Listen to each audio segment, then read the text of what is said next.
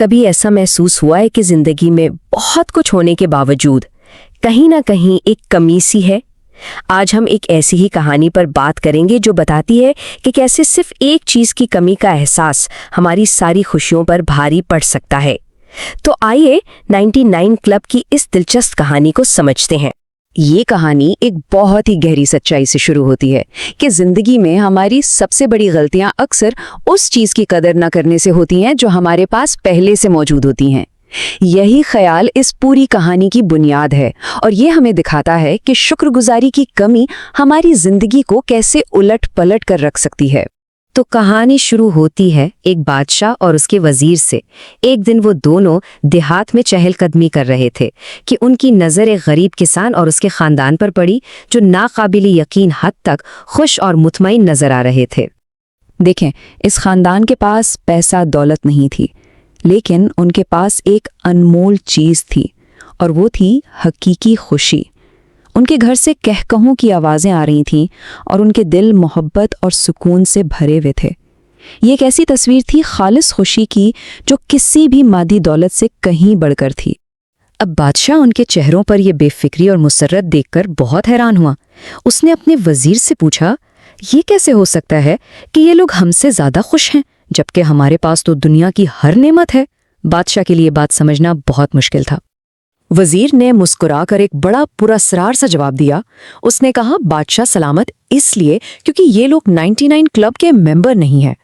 بادشاہ یہ سن کر اور بھی الجھ گیا، اور بس یہیں سے کہانی ایک بہت ہی دلچسپ موڑ لیتی ہے۔ اب اس 99 کلب کی پہیلی کو سلجھانے کے لیے وزیر نے ایک منصوبہ بنایا۔ اس نے بادشاہ سے سونے کی 99 اشرفیاں لیں، انہیں ایک تھیلے میں ڈالا اور جان بوجھ کر کسان کے گھر کے پاس رکھ دیا، یہ دیکھنے کے لیے کہ یہ اچانک ملنے والی دولت اس خاندان پر کیا اثر ڈالتی ہے۔ اگلے صبح کسان کو وہ تھیلا مل گیا۔ سونا دیکھ کر تو اس کی خوشی کا کوئی ٹھکانہ نہ رہا۔ اس نے اور اس کے گھر والوں نے مل کر اشرفیاں گننا شروع کی۔ ایک بار گنا، 2 بار گنا، پھر سے گنا، لیکن ہر بار گنتی ایک ہی نمبر پر آ کر رکتی، 99۔ اور بس یہی وہ لمحہ تھا جہاں سب کچھ بدل گیا۔ کسان کے ذہن میں ایک خیال آیا، بھلا کوئی صرف 99 اشرفیاں کیوں چھوڑے گا؟ اسے پورا 100 کیوں نہیں کر دیا؟ اچانک اس کے پاس جو 99 اشرفیاں تھیں وہ بے معنی لگنے لگی، اور اس کی ساری توجہ اس ایک اشرفی پر چلی گئی جو اس کے پاس نہیں تھی۔ اسی ایک سوچ نے اس کی پوری دنیا بدل دی۔ کسان اب ایک جنون میں مبتلا ہو گیا کہ اسے کسی بھی طرح بس ایک اور سونے کی اشرفی امانی ہے تاکہ وہ 100 کا ہنسا پورا کر سکے۔ اور اس تبدیلی کا اثر بہت ہی ڈرامائی تھا۔ آپ سوچیں، جس گھر میں پہلے قہقہے گونجتے تھے وہاں اب لڑائی جھگڑے ہونے لگے۔ خوشی کی جگہ فکر نے اور سکون کی جگہ تناؤ نے لے لی۔ وہ خاندان جو کبھی خوشیوں سے بھرا تھا اب مکمل طور پر بدل چکا تھا۔ بات یہاں تک پہنچ گئی کہ جب اس کی بیوی نے گھر کی ضرورت کے لیے چند اشرفیاں خرچ کیں تو کسان غصے سے لال پیلا ہو گیا۔ اسی طرح جب اس کے بیٹے نے انجانے میں 2 اشرفیاں استعمال کر لیں تو اس کا غصہ اور بھی بڑھ گیا، کیونکہ اس کا 100 کا ہدف دور ہوتا جا رہا تھا۔ اور یہ زہر آہستہ آہستہ پھیلا۔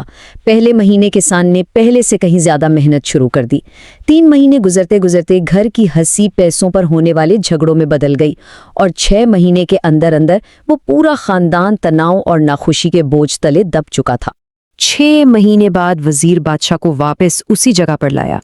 بادشاہ نے جب اس خاندان کو ایک دوسرے سے لڑتے جھگڑتے اور انتہائی دکھی حالت میں دیکھا تو وہ دنگ رہ گیا۔ تب وزیر نے آخرکار اس راز سے پردہ اٹھایا۔ اس نے سمجھایا، 99 کلب اصل میں ان لوگوں کا گروہ ہے جن کے پاس 99 تو ہوتا ہے، لیکن وہ اپنی پوری زندگی اس ایک کی کمی کو پورا کرنے میں گزار دیتے ہیں، اور اس کوشش میں وہ ان 99 نعمتوں سے لطف اندوز ہونا ہی بھول جاتے ہیں جو ان کے پاس پہلے سے موجود ہیں۔ تو اس کہانی کا اصل مطلب کیا ہے؟ یہ صرف ایک کسان کی کہانی نہیں ہے، بلکہ یہ ہم سب کے بارے میں، انسانی فطرت کے بارے میں ایک بہت گہرا سبق ہے۔ آئیے اس کے اسباق کو ذرا کھول کر دیکھتے ہیں۔ کسان کی اس ساری پریشانی کی جڑ ایک نفسیاتی تبدیلی تھی۔ اس کی توجہ شکر سے ہٹ کر موازنے پر چلی گئی، یعنی جو اس کے پاس تھا اس پر خوش ہونے کے بجائے اس کی نظر اس پر تھی جو اس کے پاس نہیں تھا۔ تو چلیں اس کہانی سے کچھ اہم باتیں سیکھتے ہیں۔ پہلی یہ کہ خوشی کا تعلق حالات سے نہیں ہماری سوچ سے ہے۔ دوسری بات، بس ایک اور کی نہ ختم ہونے والی خواہش ہمارے ذہنی سکون کو تباہ کر دیتی ہے۔ یہ بے لگام خواہش ہمارے رشتوں کو بھی نقصان پہنچا سکتی ہے۔ حقیقی اطمینان اور سکون اسی میں ہے کہ جو ہمارے پاس ہے اس کی قدر کریں، ورنہ نعمتیں ہوتے ہوئے بھی وہ ضائع ہو جاتی ہیں۔ اور آخر میں یہ کہانی ہم سب کے لیے ایک سوال چھوڑ جاتی ہے جس پر سوچنا بہت ضروری ہے۔ وہ کون سی سومی اشرفی ہے جس کے پیچھے ہم بھاگ رہے ہیں، اور اس ایک چیز کے تعاقب میں ہم اپنی کن 99 نعمتوں کو نظر انداز کر رہے ہیں؟ یہ ایک ایسا سوال ہے جس کا جواب ہم سب کو اپنے اندر ہی تلاش کرنا ہے۔